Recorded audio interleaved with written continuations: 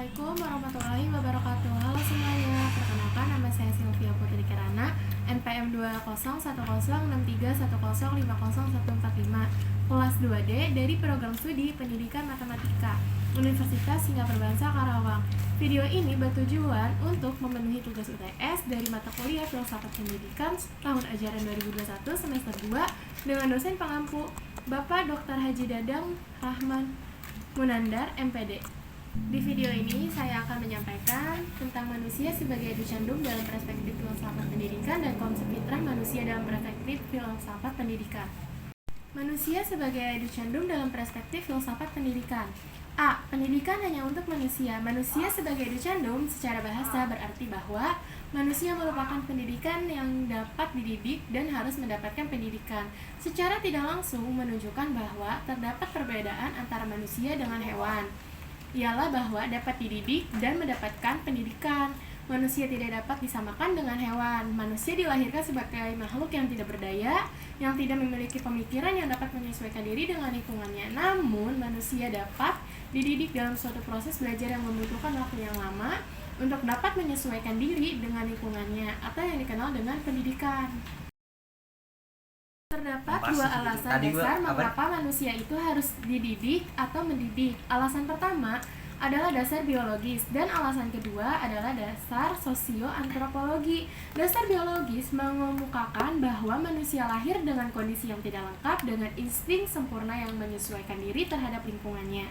Manusia perlu masa belajar yang panjang sebagai persiapan bersaing dalam lingkungan, serta pendidikan itu dimulai ketika manusia sudah mencapai penyesuaian jasmani. Dan dasar sosioantropologi mengemukakan bahwa peradaban sudah mencapai penyesuaian jasmani tidak terjadi dengan sendirinya, melainkan dimiliki oleh setiap anggota masyarakat.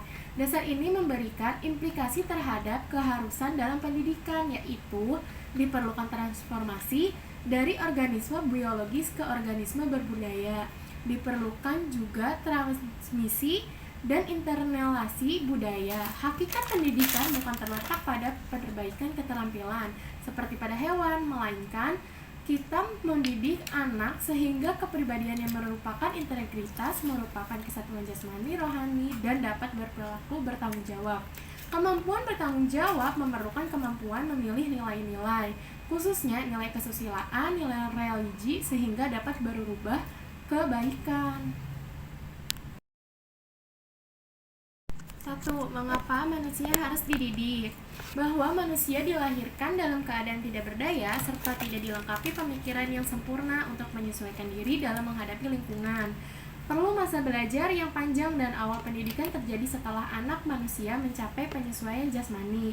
Implikasi anak manusia harus menerima kebantuan, perlindungan, dan perawatan, dan diperlukan pendidikan kembali atau reedukasi. Berdasarkan aspek sosioantropologis, bahwa peradaban tidak terjadi dengan sendirinya dan masyarakat menginginkan kehidupan yang berada.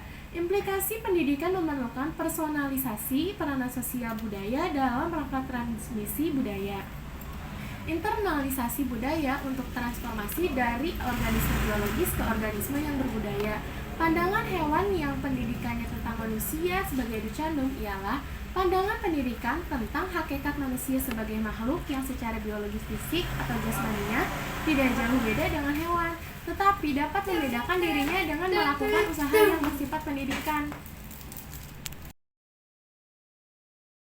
Manusia adalah subjek pendidikan dan sekaligus pula sebagai objek pendidikan. Sebagai subjek pendidikan manusia, atau khususnya manusia dewasa, bertanggung jawab dalam menyelenggarakan pendidikan secara moral atau berkewajiban atas perkembangan pribadi anak-anak mereka.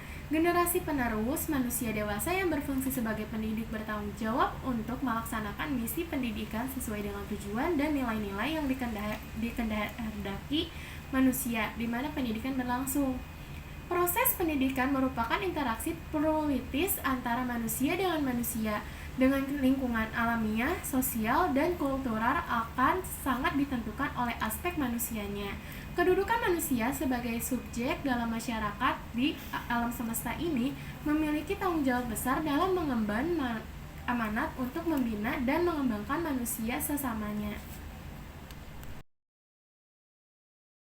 Ada beberapa alasan yang menjadi dasar manusia harus dididik dan memperoleh pendidikan, yaitu yang pertama, manusia dilahirkan dalam keadaan tidak berdaya. Manusia begitu lahir ke dunia perlu mendapatkan ukuran orang lain yang dapat melangsungkan hidup dan kehidupannya. Yang kedua, manusia lahir tidak langsung dewasa. Untuk sampai pada kedewasaan yang merupakan tujuan pendidikan dalam arti khusus memerlukan waktu yang lama. Dan yang terakhir, manusia pada hakikatnya adalah makhluk sosial. Ia tidak akan berperilaku manusia seandainya tidak hidup bersama dengan manusia lainnya.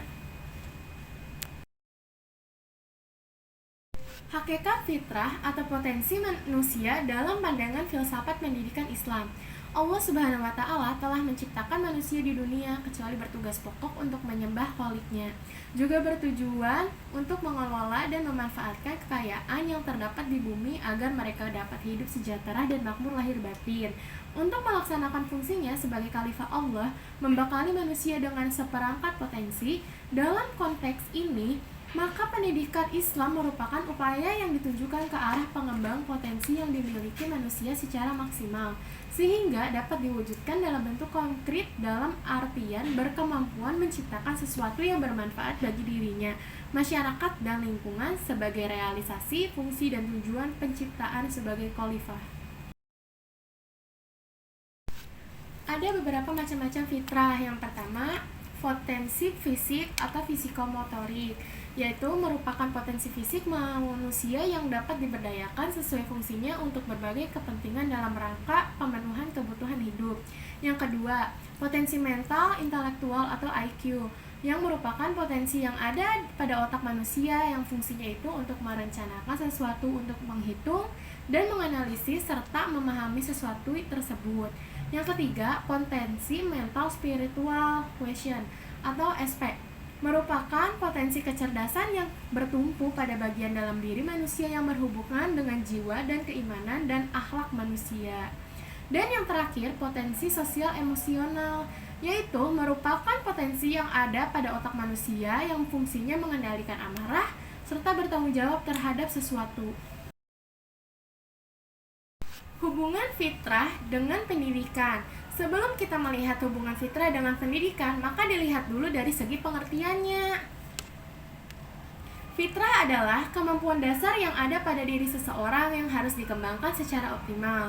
Pendidikan adalah usaha sadar orang dewasa untuk mengembangkan kemampuan hidup secara optimal, baik secara pribadi maupun sebagai anggota masyarakat, serta memiliki nilai-nilai religius dan sosial sebagai pengarah hidupnya. Jadi dapat disimpulkan bahwa hubungan fitrah dengan pendidikan adalah potensi yang ada dalam kemampuan jasmani dan rohani yang dapat dikembangkan tersebut. Pendidikan merupakan sarana atau alat yang menentukan sampai di mana titik optimal kemampuan-kemampuan tersebut untuk mencapainya. Kesimpulan pada materi yang saya sampaikan, pendidikan merupakan hal yang terpenting dalam kehidupan kita, yang berarti bahwa setiap manusia berhak mendapatkan dan mengharapkan perkembangan dalam pendidikan yang tidak ada habisnya. Pendidikan mempunyai arti suatu proses kehidupan dalam mengembangkan diri dari tiap individu untuk hidup. Jadi, pendidikan merupakan hal yang sangat penting sehingga tidak dapat dipisahkan dari kehidupan manusia. Pendidikan juga dapat membedakan manusia dari segi kehidupannya dalam masyarakatan. Terima kasih untuk kalian yang sudah menonton. Jangan lupa subscribe, like, dan komen.